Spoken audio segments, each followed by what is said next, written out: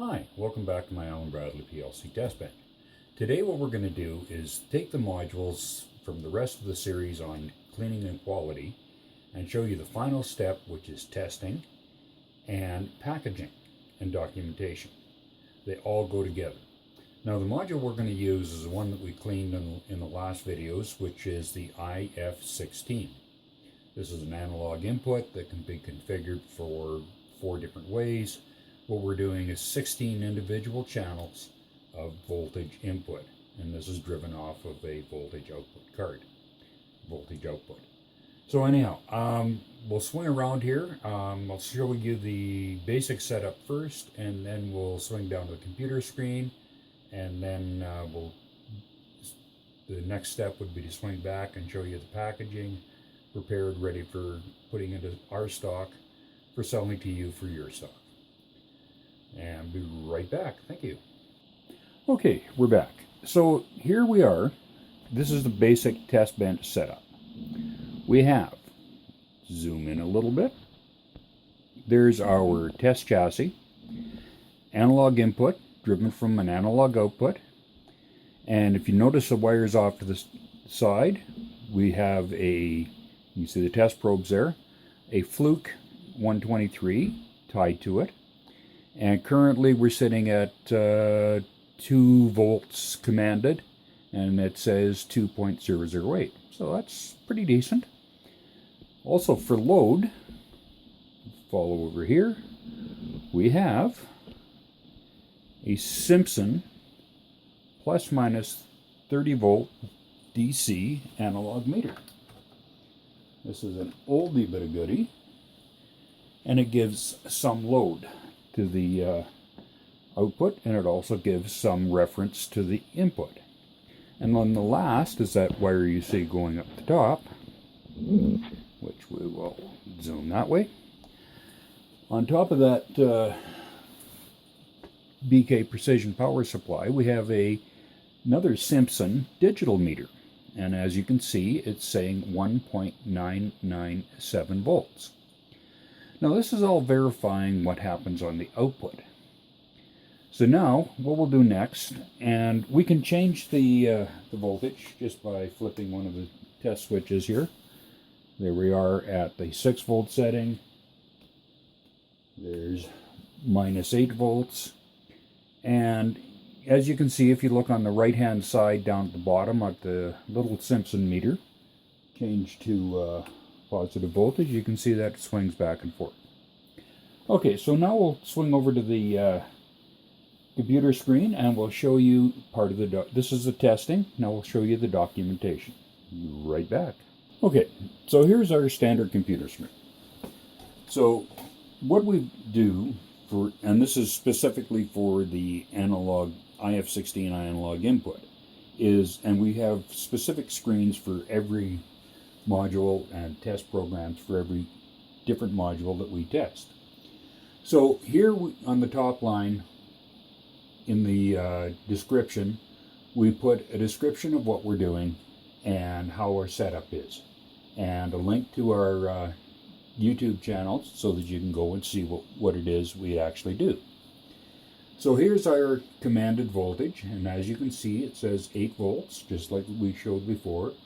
And there's each of the channels, the first 8 channels. Now because there's 16 channels, and we want to keep everything so it's real easy to see, we take our screen here, we do a print screen, we go into Word, just because that's what we use, orientation, landscape, and I'm not sure of the stock number yet, Control V. There's our screen showing commanded and actual. But that's only the first 8 channels. We go back, we roll down so that our second set of channels is there. And again, there's our commanded, there's our actual. And you can see this module is in pretty good shape. Control, print screen again. So there's our second screen. Now that's a positive voltage.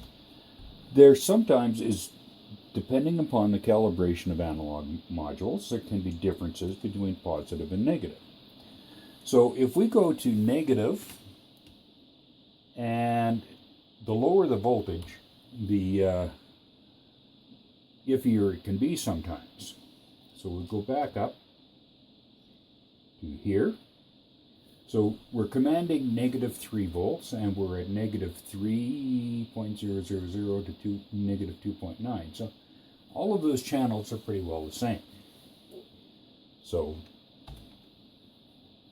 again, copy it, paste it, go back, roll down,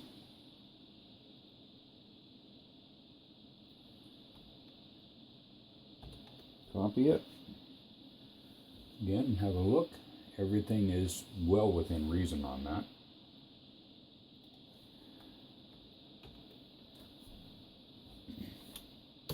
So there's our positive and negative voltages.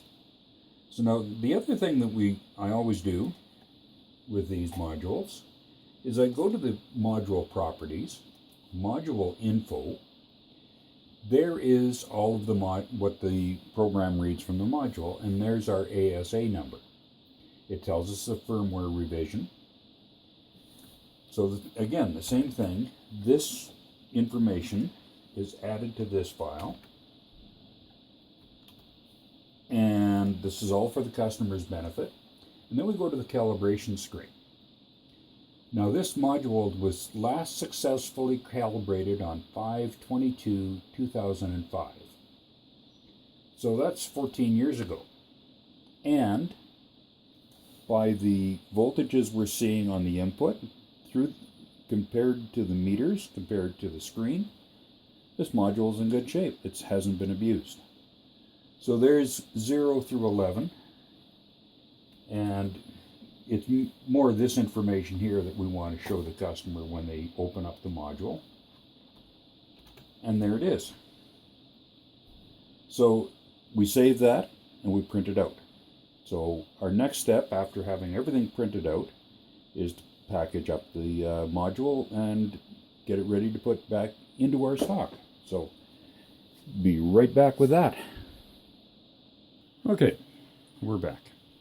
So here's our module. We've unplugged everything, turn that off, hang leads, and we're finished because that's the only analog input we had to test today. So here's our module. Got the stock number on it. I have recorded the serial number, the ASA number in our accounting software, so that when I ship it out to a customer, if something comes back not for warranty, I've got a record of that, yes, I'm getting the correct module back. So here's our pages that we did. And here's the first page. There's the other pages with the all the information. And then this is our wiring diagram. All of these go together.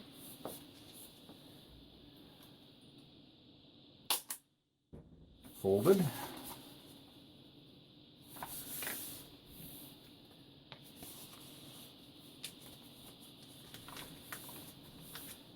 And then static bag.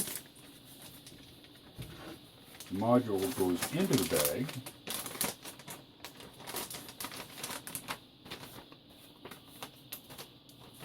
Paperwork goes in.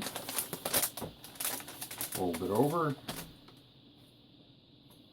I have a pre-made sticker for it. Come on. Put that in the recycle bin. So there we are.